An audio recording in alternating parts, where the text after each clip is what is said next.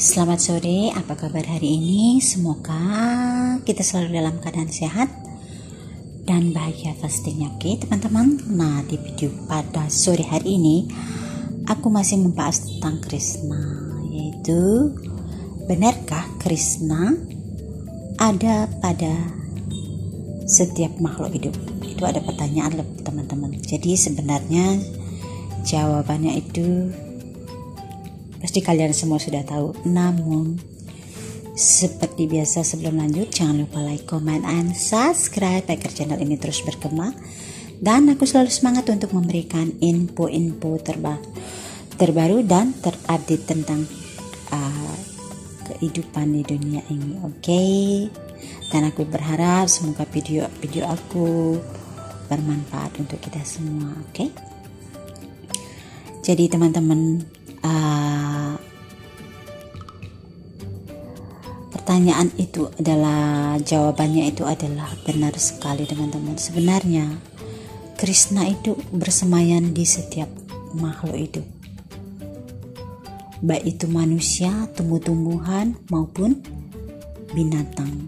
Jadi beliau itu ada di setiap makhluk hidup, ada di setiap hati manusia, ada di setiap tumbuh-tumbuhan. Jadi kenapa mereka menjadi tumbuh-tumbuhan atau manusia yang berbeda-beda? Karena perbuatan mereka, karena karma mereka yang harus mereka lakukan, yang harus mereka bayar karena perbuatan mereka terdahulu. Mereka menjadi binatang, menjadi pohon, menjadi tumbuh-tumbuhan, atau menjadi manusia terkaya, manusia miskin, itu karena hasil dari perbuatan mereka terdahulu, sehingga mereka bisa terlahir dengan wujud yang berbeda-beda seperti itu teman-teman. Jadi kalau kita itu menyadari, misalnya kita menyadari siapa diri kita sendiri, itu kita tanyakan kepada hati kecil kita itu, sebenarnya Krishna itu ada di dalam diri kita sendiri.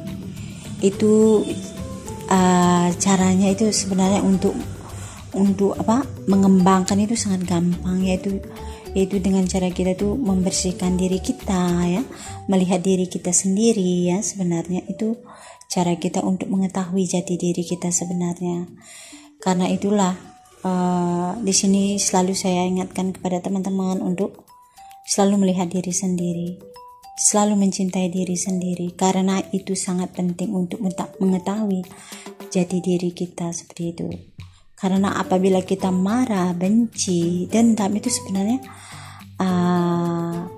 apalagi bertengkar, ya, itu semuanya itu menyakiti diri sendiri sebenarnya teman-teman, seperti itu. Jadi saya harapkan sih teman-teman menyadari bahwa Krishna itu tidak memiliki musuh.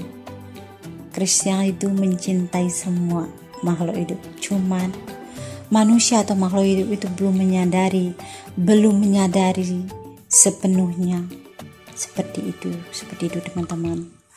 Jadi saya harapkan sih kepada teman-teman, ya, yang belum tahu, yang belum sadarkan dirinya, siapa dirinya itu, siapa yang ada di dalam dirinya itu, ya, mulai mencari jati diri. Karena saya yakin, saya selalu menyarankan, mengingatkan di sini teman-teman semua itu pintar, semua sudah dikasih kecerdasan yang sangat adil daripada Krishna, daripada Tuhan itu sendiri.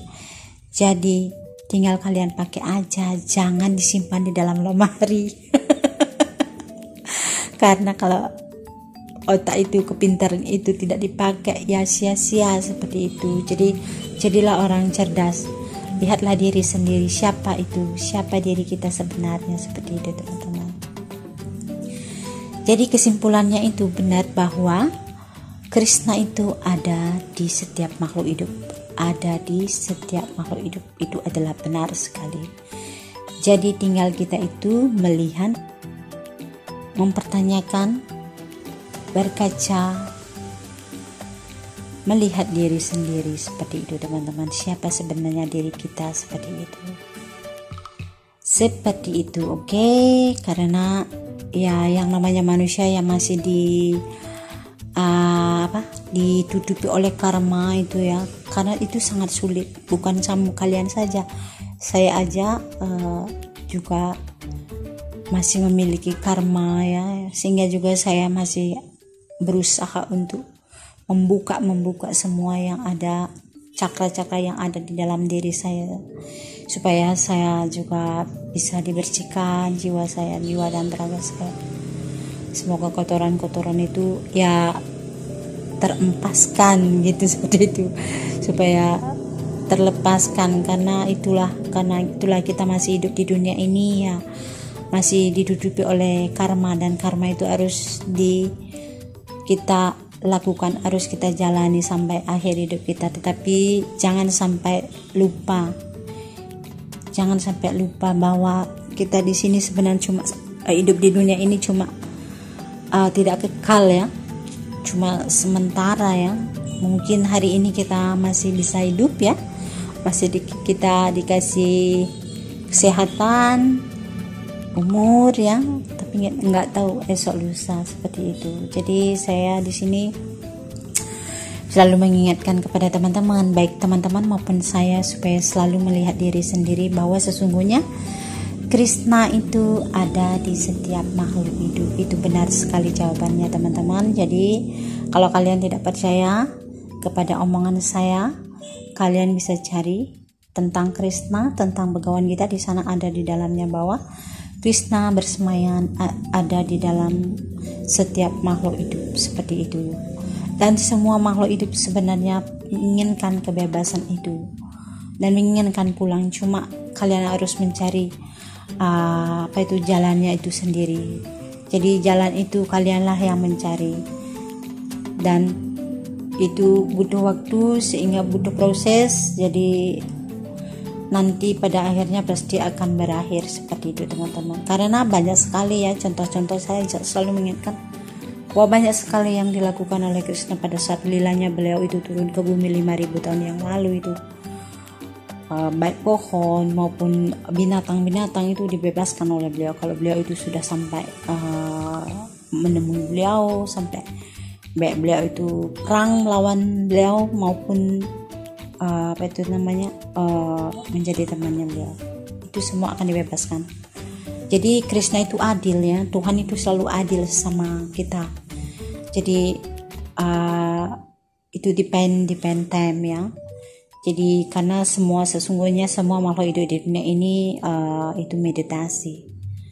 Jadi setelah jika kita menyadari diri kita, sesungguhnya kita semuanya itu meditasi. Jadi kesimpulannya di sini teman-teman, bahwa saya tidak mau panjang lebar di sini, bahwa Krishna memang benar ada di setiap makhluk hidup. Jadi tinggal kita aja yang mencari dan menyadari diri kita sendiri. Oke.